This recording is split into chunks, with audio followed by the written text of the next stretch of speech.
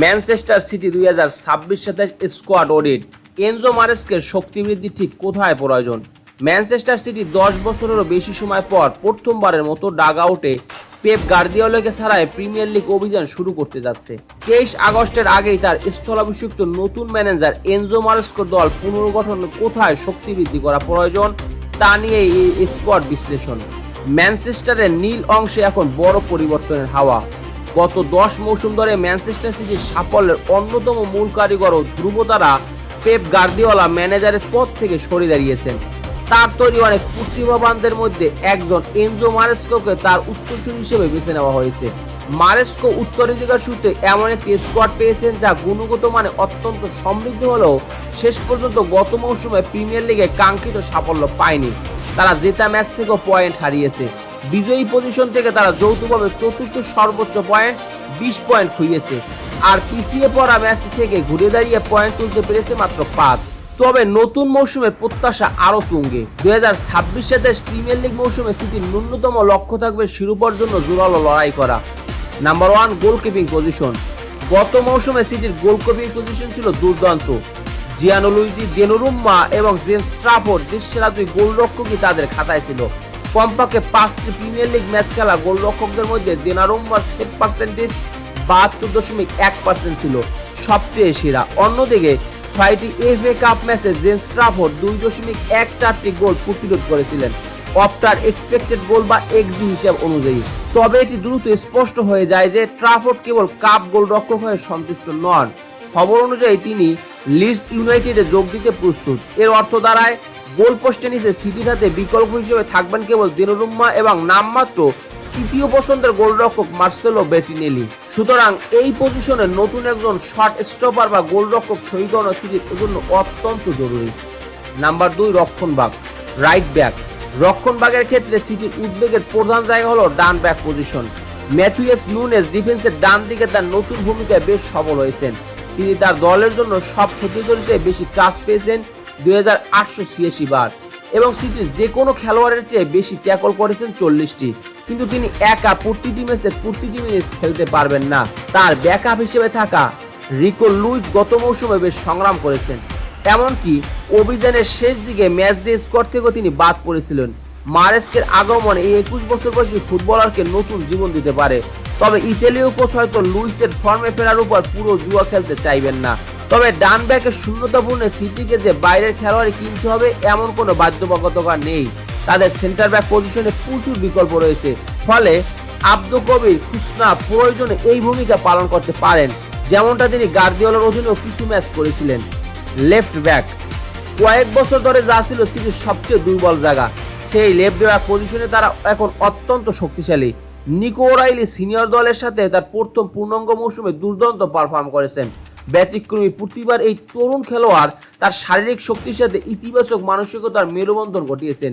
তিনি হেডার থেকে 2.27 এক্সপেক্টেড গোল এক্সজি তৈরি করেছেন, যা প্রিমিয়ার লিগের যে কোনো ডিফেন্ডারের মধ্যে ষষ্ঠ সর্বোচ্চ। তার ব্যাকআপ হিসেবে থাকবেন রায়ান আইত নুরি এবং প্রয়োজনে জেস্কো গাবার্দিওল। এই ক্রোয়েশিয়ান তারকা যার গত মৌসুমে কমপক্ষে 500 লিগ মিনিট খেলা সিটির খেলোয়াড়দের মধ্যে তৃতীয় সর্বোচ্চ। ট্যাকল সাফল্যের হার ছিল 72.2%। তিনি সবেমাত্র একটি নতুন চুক্তি স্বাক্ষর করেছেন। 2026 সালের বেশিরভাগ সময় ইনজুরির কারণে বাইরে থাকার পর তিনি নিজেকে পুনরায় দলের মূল খেলোয়াড় হিসেবে প্রতিষ্ঠিত করতে মুখিয়ে আছেন। Centre back. পূর্বে উল্লেখ করা অনুযায়ী মারেস্কের হাতে সেন্টার ব্যাক পজিশনে প্রতিভাবান খেলোয়াড়দের প্রাচুর্য রয়েছে। খুসনাবো গাবার্দিওলের পাশাপাশি মার্ক গুইহে এবং রোবেন দিয়াস মূল একাদশে জায়গা পাওয়ার জন্য লড়াই করবেন। এছাড়া ভিক্টর রেস, তিনি গত মৌসুমে লা লিগার যে কোনো খেলোয়াড়ের চেয়ে চতুর্থ সর্বোচ্চ ক্লিয়ারেন্স করেছিলেন, তাকেও স্কোরে রাখা হতে পারে। Number 3, central midfield. মিডফিল্ড শক্তিশালী করতে ইতিমধ্যেই ইতিহাদে আগমন ঘটেছে এলিয়ট অ্যান্ডারসনের। এই ইংল্যান্ড তারকা 116 মিলিয়ন পাউন্ডের ক্লাব রেকর্ড ফিতে সিটিতে যোগ দিয়েছেন। গত মৌসুমে 11টি প্রিমিয়ার লিগ ম্যাচে অন্তত 10 বার বলের দখল পজিশন জিতেছেন তিনি, যা অন্য কোনো খেলোয়াড়ের চেয়ে বেশি। সিটির মিডফিল্ডে বার্নার্দো সিলভা যে দৃঢ়তা ও তাজা শক্তি যোগাতেন, অ্যান্ডারসন সেটি পূর্ণ করতে সক্ষম। পর্তুগিজ তারকা সিলভা গত মৌসুমে প্রিমিয়ার লিগে 146 বার বলের দখল জিতেছিলেন, যা নুনেসের 169 বারের পর দ্বিতীয় সর্বোচ্চ। তবে সিটির অন্যান্য মিডফিল্ডারদের নিয়ে কোনো না কোনো কারণে প্রশ্ন থেকে যাচ্ছে। রদ্রি সবেমাত্র ফিফা বিশ্বকাপে দুর্দান্ত পারফর্ম করে স্পেনকে বিশ্বজয়ের গৌরব এনে দিয়েছেন, জিতেছেন গোল্ডেন বল এবং টুর্নামেন্টের এক আসরে কোনো খেলোয়াড় সর্বোচ্চ 111টি পাস দেওয়ার রেকর্ড গড়েছেন। কিন্তু তার পিঠে অস্ত্রোপচার হয়েছে এবং তিনি এখন স্বল্পমেয়াদী পুনর্বাসনের মধ্য দিয়ে যাচ্ছেন। তদুপরি বিভিন্ন রিপোর্ট সত্যি হলে রিয়াল মাদ্রিদ থেকে ম্যানচেস্টার থেকে সরিয়ে নেওয়ার চেষ্টা চালিয়ে যাচ্ছে। নিকো গঞ্জালেস স্প্যানিশে মিডফিল্ডারের জন্য আসন্ন মৌসুমটি হতে যাচ্ছে হয় করো নয় মরো। গোসের প্রতিরক্ষামূলক কাজ, ডুয়েল, প্রোগ্রেসিভ ক্যারি এবং পাসের ক্ষেত্রে তার আউটপুট রোডের কাছাকাছি হলেও তার খেলায় আক্রমণাত্মক হুমকি বা ম্যাচের উপর প্রভাব ফেলার ক্ষমতার অভাব রয়েছে। পোর্টোতে খেলার সময় তিনি নিজের কার্যকারিতা দেখিয়েছিলেন। 2024-25 মৌসুমে প্রথমার্ধে 12টি গোলে অবদান ছিল। প্রিমিয়ার লিগের সুযোগ পেলে তাকে নিজের খেলা আরও উচ্চ পর্যায়ে নিয়ে যেতে হবে। মাতেও কোভাসিচ ইনজুরির কারণে গত মৌসুমে বেশিরভাগ সময় মাঠের বাইরে থাকলেও প্রিমিয়ার লিগের অন্যতম সুশৃঙ্খল ও নিখুঁত মিডফিল্ডার হিসেবে এখনও তার সুনাম রয়েছে। 2024-25 মৌসুমে 1000+ মিনিট খেলা মিডফিল্ডারদের মধ্যে তার গড় প্রতি 90 মিনিটে সফল পাসের সংখ্যা ছিল সবচেয়ে বেশি 71.2টি। প্রতিপক্ষের অর্ধে তার পাসের নির্ভুলতা ছিল 91.4%, যা প্রিমিয়ার লিগে 1000+ মিনিট খেলা খেলোয়াড়দের মধ্যে পঞ্চম। তার বিশাল অভিজ্ঞতা বিবেচনায় নিলে ধারণা করা হয় তিনি আরও এক মৌসুম সিটিতে থাকবেন। তিজানি রেইজান্ডার্স প্রিমিয়ার লিগে নিজের অভিষেকে গোল ও অ্যাসিস্ট করে সূচনাটা দুর্দান্ত করেছিলেন, কিন্তু সেখান থেকে ধীরে ধীরে তার পারফরম্যান্স নিম্নমুখী হতে থাকে। রেইজান্ডার্স মিডফিল্ড থেকে আক্রমণ ওঠার ক্ষেত্রে চমৎকার। গত মৌসুমে তিনি লিগে প্রতিপক্ষের রক্ষণের পেছনে 117টি রান নিয়েছিলেন, যা সিটির খেলোয়াড়দের মধ্যে তৃতীয়। তবে প্রিমিয়ার লিগের মিডফিল্ডারের জন্য যে শক্ত শারীরিকতার প্রয়োজন তার অভাব তার মধ্যে দেখা গেছে। তাকে সম্ভবত 10 নম্বর পজিশনে সেরা উপায়ে ব্যবহার করা সম্ভব, কিন্তু সেখানে তাকে রায়ান চেরকি এবং ফিল ফোডেনের সাথে কঠিন প্রতিদ্বন্দ্বিতায় নামতে হবে, যা সিটিতে তার ভবিষ্যৎকে অনিশ্চিত করে তুলছে।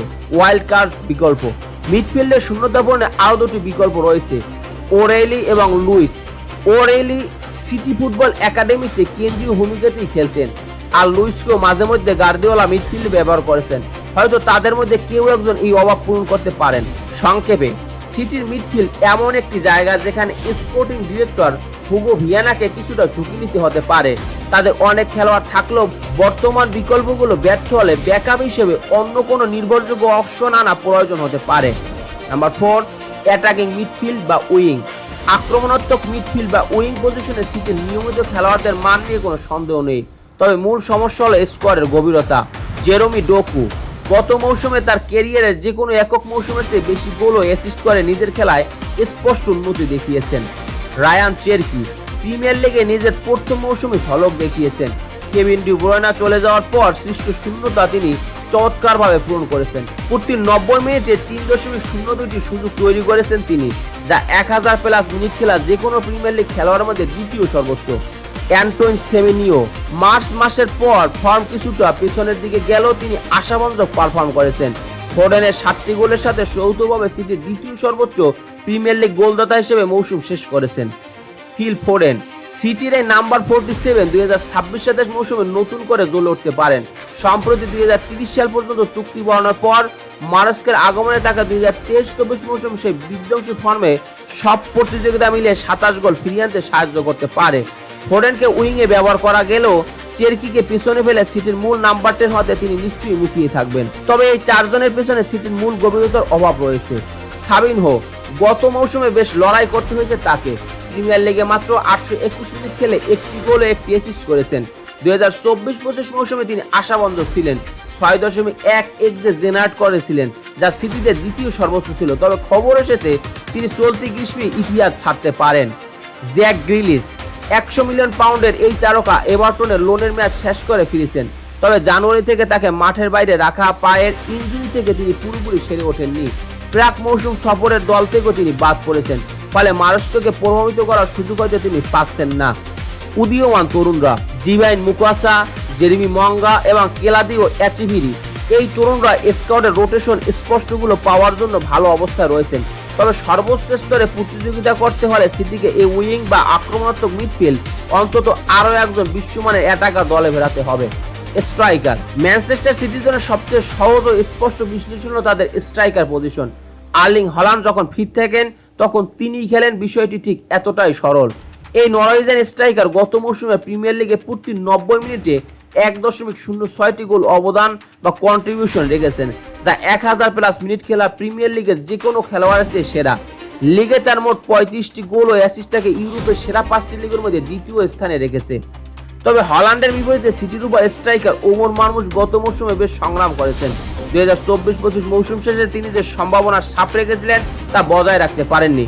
প্রযুক্তিগতভাবে অত্যন্ত দক্ষ খেলোয়াড় হওয়া সত্ত্বেও মারমুশকে দেখে মনে হয়নি যে তিনি নিয়মিত শুরু একাদশের বাইরে থাকার বিষয়টি মানসিকভাবে সামলাতে পারছেন। গত মৌসুমে প্রিমিয়ার লিগে তিনি মাত্র 699 মিনিট খেলেছেন, যা তার প্রথম মৌসুমের 1182 মিনিটের চেয়ে অনেক কম। বিশ্বকাপে মিশরীয় ফরওয়ার্ড নিজের ছায়া হয়েছিলেন। 326 মিনিট খেলে লক্ষ্যে মাত্র একটি শট নিতে পেরেছিলেন এবং কোনো গোল পাননি। মিশরের শেষ ম্যাচে পিরামিডস এফসির মুস্তফা জিকো তাকে টপকে একাদশে জায়গা করে নেন। মারমুশের জন্য একমাত্র আশার আলো হতে পারে হল্যান্ডের উপস্থিতি। সিটির হাতে এখন বিশ্বের সেরা ফিনিশার রয়েছে, তখন সামনের সারি নিয়ে তারা খুব একটা উদ্বিগ্ন নয়। এর অর্থ হলো মিশরীয় স্ট্রাইকার চলতি মৌসুমে নিজেকে প্রমাণ করার আরও একটি সুযোগ পেতে পারেন। দর্শক, ম্যানচেস্টার সিটি নিয়ে এই বিশ্লেষণ আপনার কেমন লেগেছে, কিংবা আপনার মতামত কি চাইলে কমেন্ট বক্সে জানিয়ে দিতে পারেন। খেলাধুলা বিষয়ক সকল আপডেট সবার আগে পেতে একে স্পোর্টস ওয়ার্ল্ডের সাথে থাকুন। পেজটি ফলো দিবেন, চ্যানেলটি সাবস্ক্রাইব করতে ভুলবেন না। ধন্যবাদ সবাইকে।